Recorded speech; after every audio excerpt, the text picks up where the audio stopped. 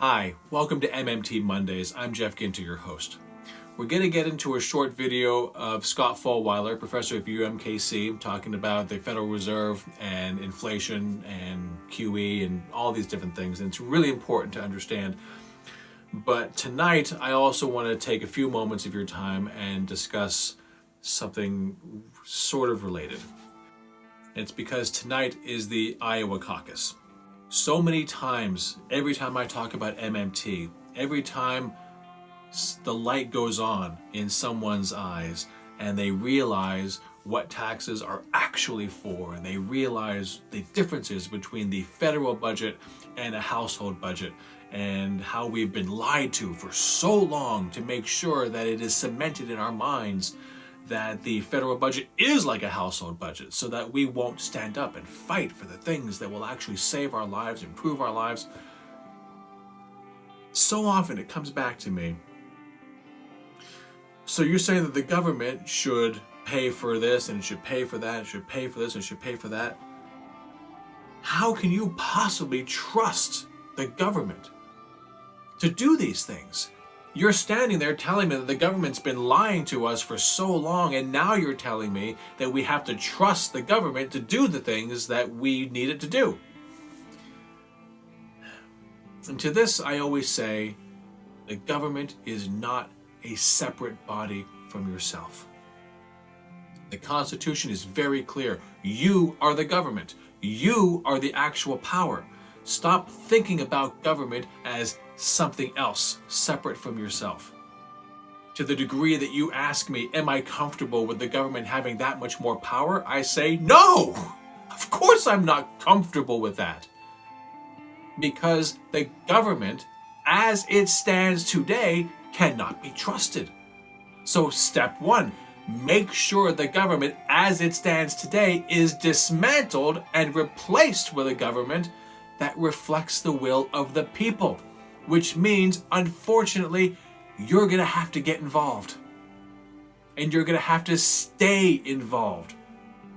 It was the fact of our lack of engagement, that we did not bring our collective power to bear, that we are in the place that we are right now. Stop blaming oligarchs. Point out what they do, absolutely. Say that they are to blame for the things that they do, absolutely. But put it in context. An oligarch is an oligarch, and they're doing what oligarchs do. Corporations are doing what corporations do. And politicians, when purchased by these oligarchs and corporations, do what politicians do. It's time that we wake up to our own culpability. Let me put it to you this way. I've been thinking about this for a while, and what would you think if you were to walk into a house and in the master bedroom, mommy and daddy are having a great time, they're watching TV, they're ordering in, they're basically having all their needs met and everything's great. But in the rest of the house, it is a shit show. Literally, there is excrement all over the place. There is food everywhere. The furniture is destroyed. The children are running around like it's Lord of the Flies. Who's in charge of that household? Who do you think is in charge of that household? If you think it's the children, no. The children took control of that household. But they're not in control.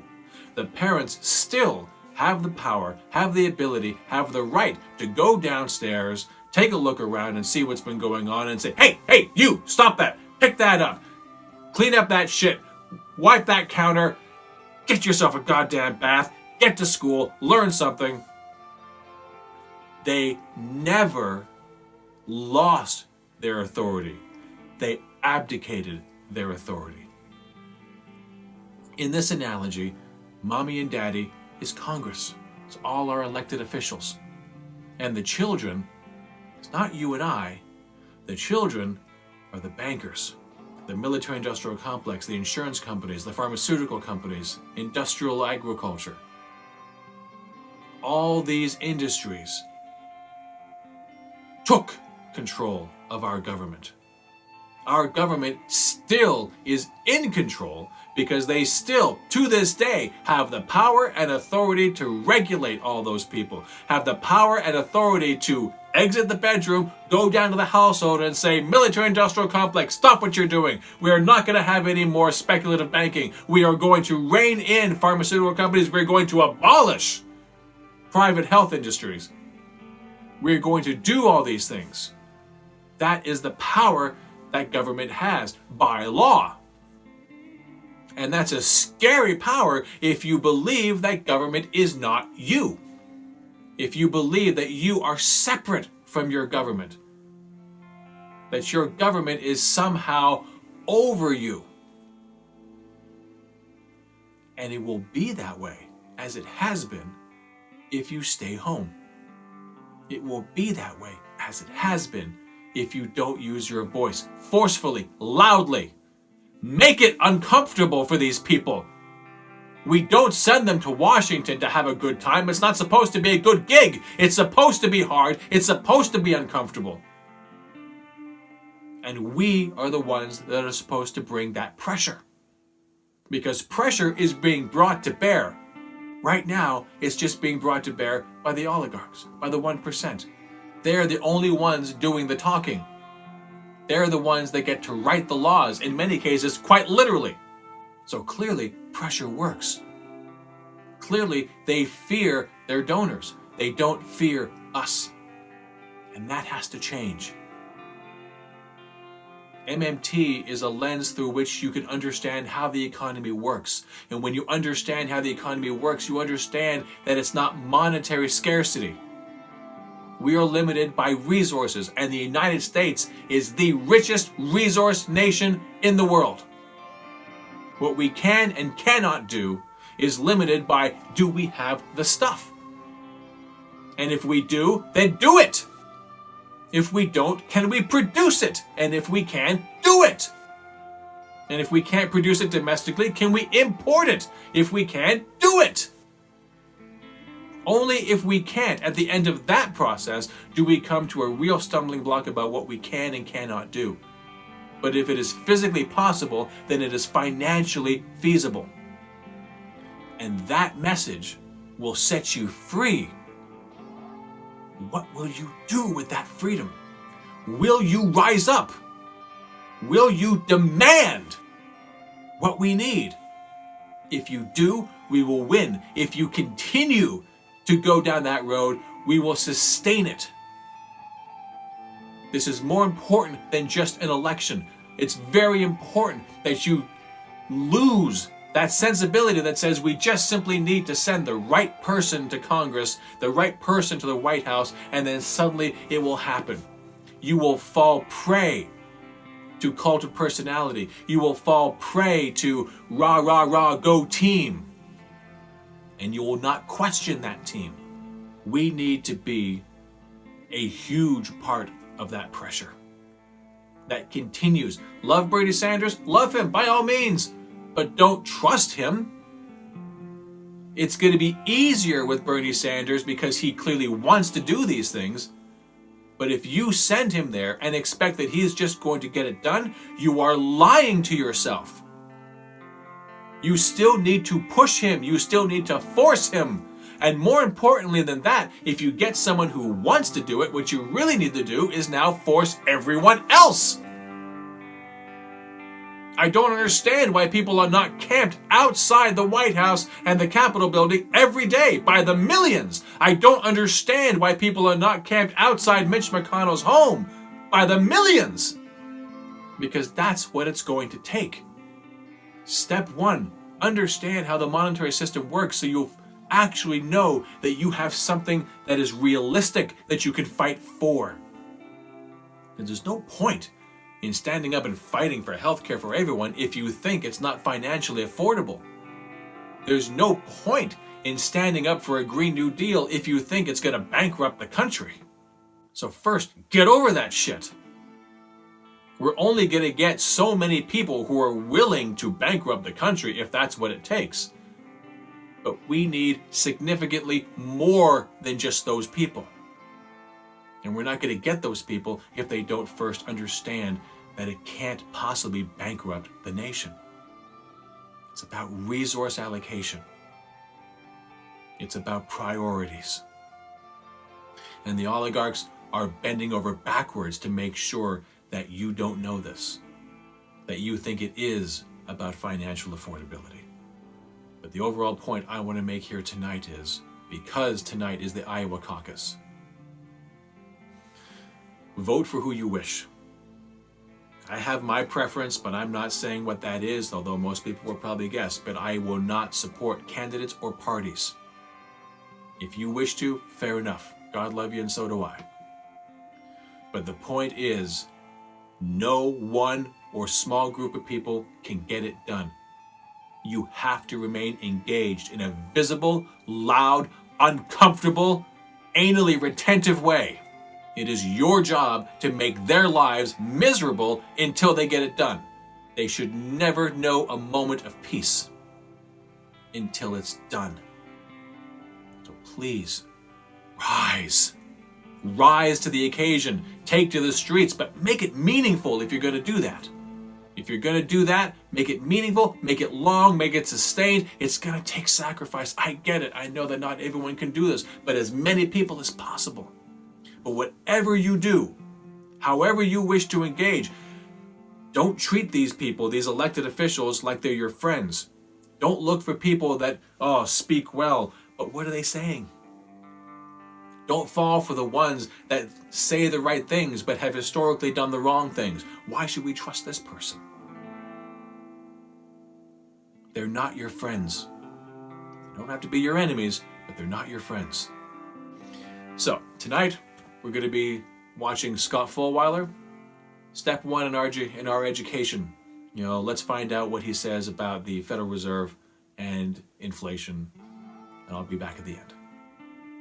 Bye-bye. So, thank you. Thanks to Jan and Dimitri for inviting me. So this was kind of exciting for me because I use Perry's book in my class, and I told some of my students that I was going to be on a panel with him, and the response I got was, well, don't say anything stupid. So unfortunately, that's the only thing I can't guarantee here. Anyway, so I don't know exactly what I'm doing with that title, but it's sort of, I can look at it a certain way and say I'm totally right, and a certain way and say I'm totally wrong. But I went with it to be provocative. So, okay, so just starting off, show you where I'm going with this. John Taylor, the Taylor Rule, we talked a lot about that this morning. In 2009, after the Fed started raising reserve balances, well, about 5 or 6 months after started to raise reserve balances, put this out in the Financial Times, and unfortunately I can't see the whole slide up here. So you can see his quote there. There's no question that this enormous increase in reserve balances will lead to inflation unless it's reversed. And so this panel is about central bank deleveraging, or that's, I guess, some of what essentially what I'm talking about.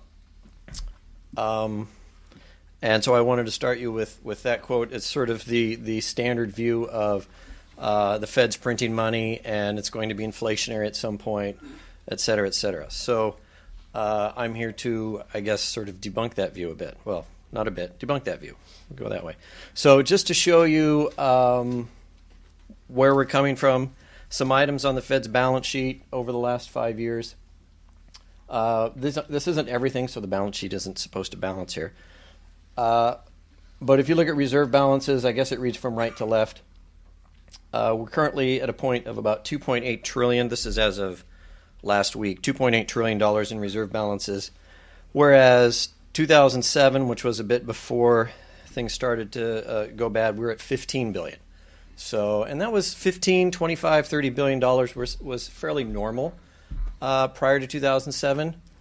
The federal funds market ran essentially on that much, and now here we are at $2.8 trillion. So if you're going to get back to, say, normalcy, somewhere in the $15 to $30 billion range would be what's normal. Okay, so a little bit of wonkiness, I guess, as Perry was saying, we're going to get into the weeds a little bit on this panel, perhaps. So A little bit of 101 on federal funds market and Fed's operations. So first off, if we look here, we've got the Fed's balance sheet, or sort of a representation of the Fed's balance sheet, and the bank balance sheet.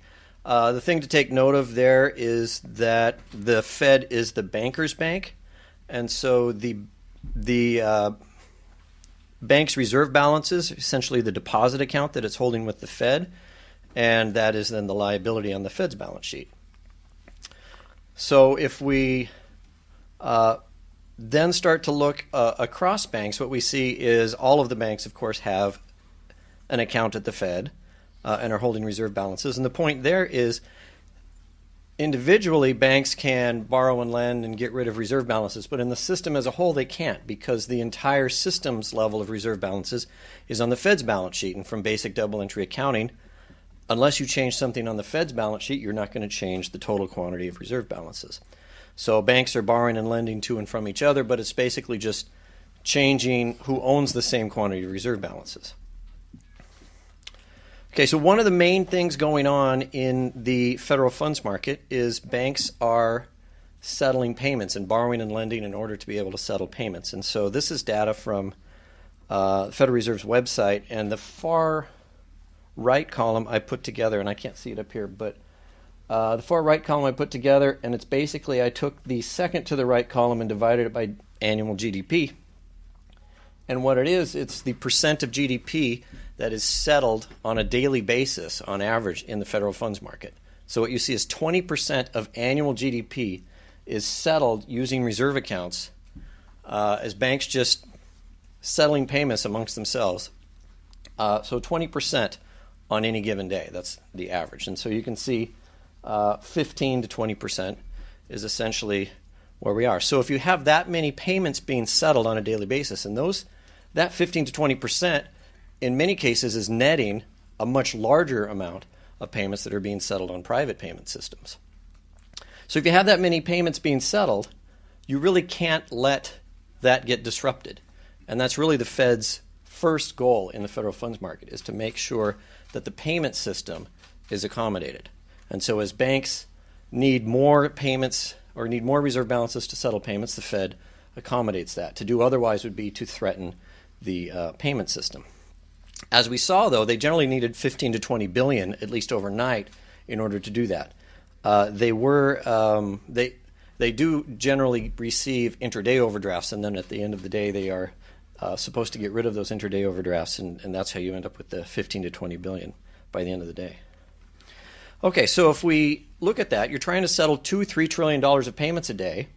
That's not really sensitive to the interest rates. So what banks' demand for reserve balances look like is essentially vertical, and this is what the federal funds market essentially kind of looked like before 2008. So there's a penalty rate that the Fed charges above its target rate, and the Fed just tries to accommodate the quantity that banks need at the target rate it's setting. Most of you, when you took your economics class, you learned about reserve requirements. Unfortunately, reserve requirements are just a very, very small part of the story, although that's essentially what we learn about when we take a macroeconomics course.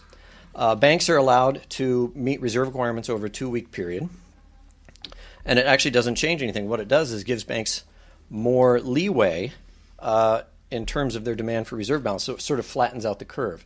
So a bank might need, instead of 20 billion on any given day, they need 20 billion over 2 weeks to average that much. And so that gives them more leeway. And so you have, during the period, you will have a flatter region there that actually essentially makes it easier for the Fed to hit the quantity that banks want to achieve its target. It has very little to do with controlling the money supply. Actually, it has nothing to do with controlling the money supply.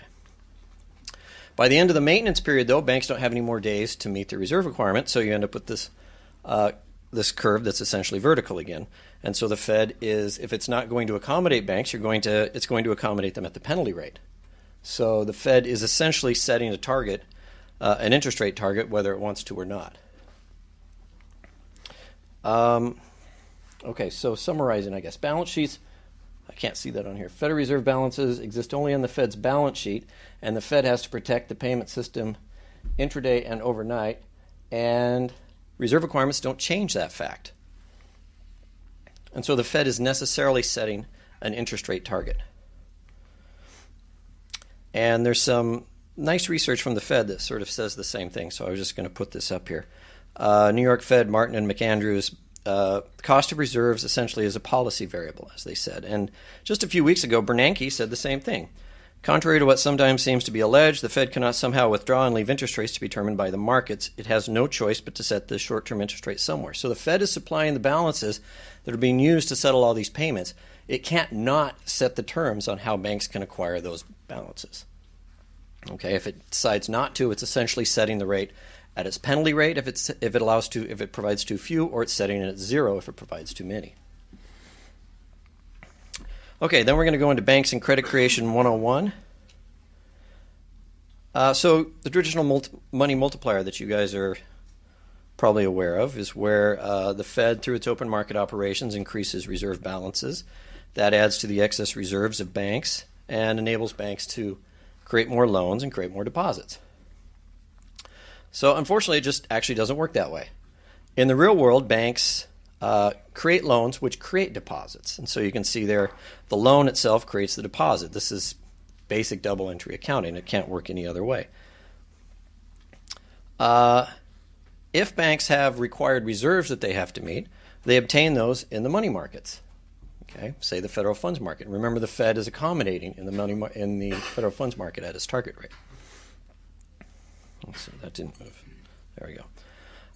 If banks see a deposit outflow, they make a loan, and usually when you borrow money, it's because you're going to spend it, so or make a payment. So the Fed, sorry, not the Fed, but the bank makes a loan. The borrower then withdraws, and so the deposit leaves the bank, and the bank has to settle the payment. If the bank doesn't have enough reserve balances to settle the payment, it goes into the money markets and borrows to cover that as well. Okay, so if a bank then is going to make loans, the loans are not constrained by the quantity of reserves. What constrains the what constrains the loans in this case is the fact that if you look at that balance sheet, the bank now ends up with 100 in loans on the asset side and 100 in borrowings, say from the money market on the liability side. Well, the borrowings earn less, or the bank has to pay more interest on those borrowings, and so this reduces the profitability of the loan. The bank's ability to create the loan isn't constrained. Okay, now you can have capital requirements, and the Fed can change the interest rate and those kind of things to affect how much banks are going to lend, but the quantity of reserves doesn't affect how much the banks are going to lend. Okay, and so I have the interbank rate with an arrow to borrowings there because that's showing that that's essentially the interest rate that the bank is going to pay. Okay, so banks are not reserve constrained, and the Fed accommodates the target rate.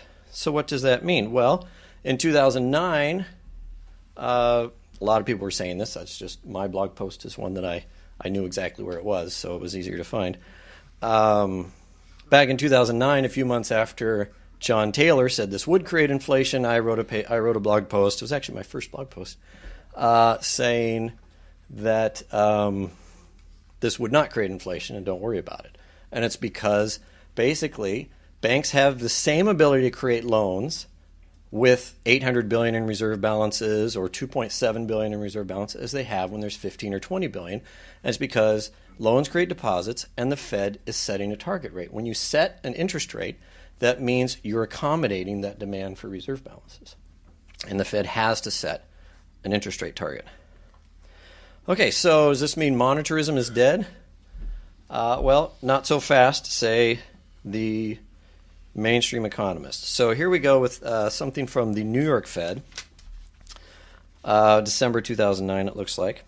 So they are essentially agreeing with me here in this part in the circle there. Quantity of reserves in the banking system reflects the scale of the Fed's policy initiatives but conveys no information about the effects on bank lending or the economy more broadly. That's exactly what I've been saying.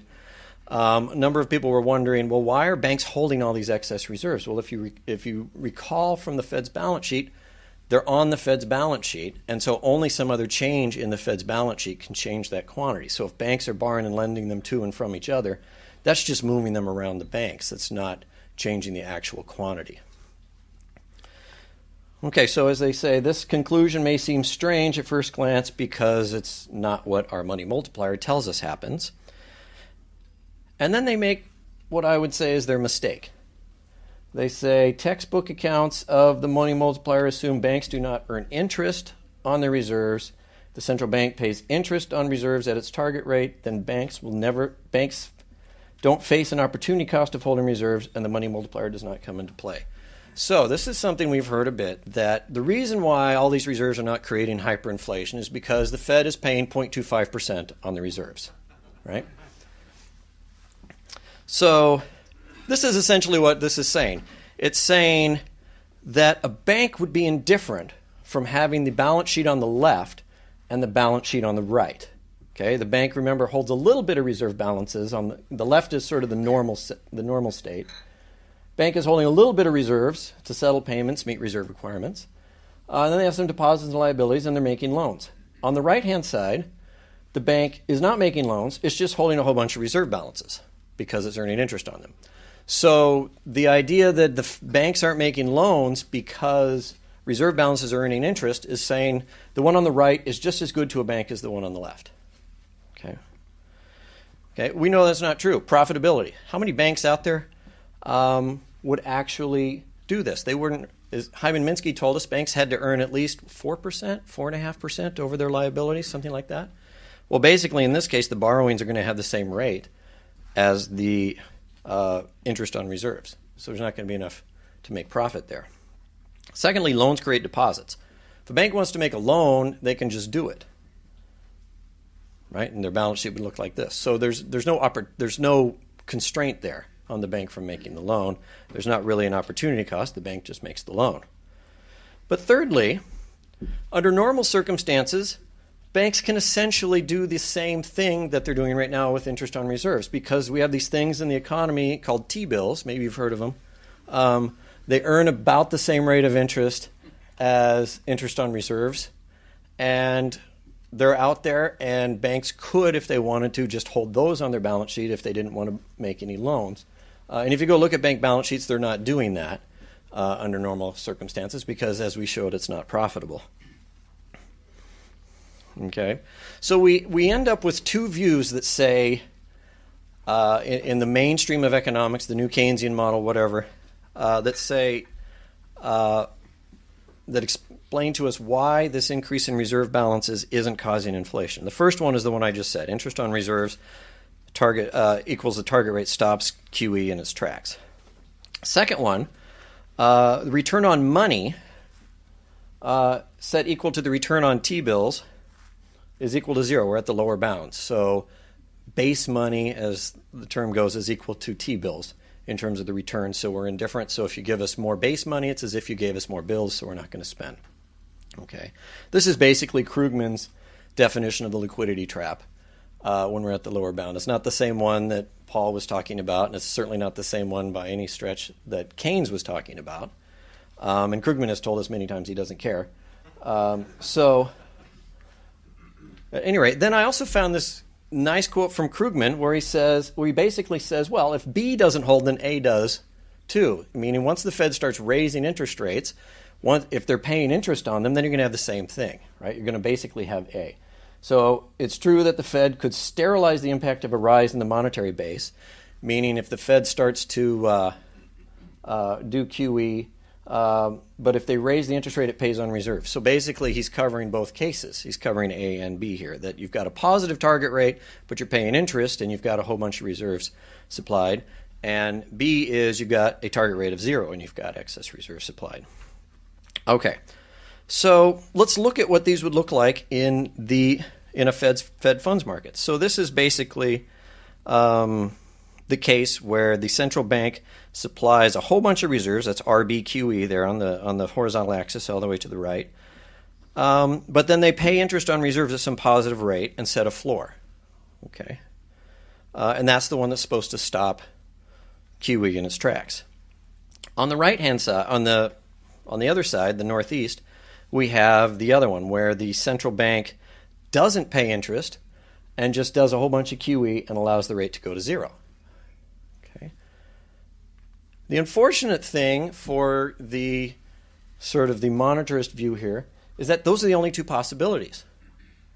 Okay. Okay, I mean, if you think about it, think about the non-Fed funds market, because when you start to get into finance, everybody sort of, their heads explode. So just think about any market. Okay, you got a demand curve and a supply curve. Now you shift the supply curve way to the right, way beyond the demand curve. What just happened? The price fell to zero, right? Unless you put in a price floor, then the price doesn't go to zero, it goes down to the price floor, right? That's sort of it, right? But notice that these are two cases that QE doesn't create inflation. But those are the only two cases that you can have with QE. So QE can't cause inflation from their own view. Okay, so Wither monetarism, some unpleasant arithmetic. Some people might know what I'm referring to there. So anyway, so the operational reality, the Fed's direct target is an interest rate, plus banks are not reserve constrained. Fed Funds Market 101, Banking 101. Is basically central bank leveraging is about asset prices, not the size of the leverage. Banks can create as many loans with $2.8 trillion in reserve balance as they could at $15 billion or $10 billion, or is in Canada with zero. So it's about asset prices in that case. The other one would be the internal inconsistencies that we just looked at in the previous slide. The target rate equals interest on reserve, stop QE in its tracks. And the interbank rate at lower bound stops QE in its tracks. And unfortunately, those are the only operational possible ways to carry out central bank leveraging. Okay, so some concluding remarks. First off, is there a quantity effect from quantitative easing or from deleveraging, reversing quantitative easing? Meh. I don't know how to pronounce that. That's the best I can do. Are there asset price effects? Yep. That's what Paul was talking about this morning. The more important thing, though, is that recognizing central bank operations are about those asset price effects when we're talking about quantitative easing and so forth. And or even when we're not, it's about where they set the interest rate target. It's not about the quantity. Unfortunately, that isn't in any of the textbooks that we're teaching. It's not in the discourse. All we hear about is all this money the Fed's putting into the economy that's sloshing around, et cetera, et cetera. This has huge implications for a number of things that I don't have time to get into, but for instance, fiscal sustainability. If the government prints money to pay off the national debt or do its debt service. Well, if it prints money, it's effectively doing one of those two, right? So those are the only two scenarios that can happen. So apparently printing money isn't inflationary either, right? Okay, so I'm going to stop there. If hopefully I've made your heads explode. Thank you. Okay, welcome back. What did you think? I know that was a little wonky, but he is funny, so there is that. But if you have any questions, let us know. It's a huge topic. It's a lot to take in. You may want to watch this several times and really let it sink in. But if you have any questions, let us know in the comments. I'll be more than happy to answer anything that you have up here. Join us next week. I'll leave you guys. Vote. Don't forget to vote. But don't believe that your responsibility ends there. Your responsibility goes much farther than just simply voting. Now you have to push. Because remember, the point is that no matter who they send, and by they, I mean, let's face it, the DNC is going to try something. The DNC is not to be trusted. By their own words, they cannot be trusted. So no matter who makes it to the White House, no matter who makes it into Congress, the message must be the same. Single-payer health care, Green New Deal, federal jobs guarantee, end wars for oil. Make the message the same. The message cannot change depending upon who gets in and therefore what you think is possible. No. The message is the same, regardless. Hey, Mayor Pete, you made it to the White House. Reparations, now! Hey, Amy Klobuchar, nice, you made it to the White House. I want college for everyone. That includes college for those who want to go. That includes trade schools for those who want to go. That includes internships for those who want to go. Whatever it takes to get people the education they want, get it done. Not education for some. No litmus test. No means testing. Get it done. I don't care what you said on the campaign trail. I don't care what you wanted to do. You got the job. This is what you're going to do. Make the message the same. regardless. They're not your friends. We'll be back next week. I hope you voted, if you're in Iowa. Good night.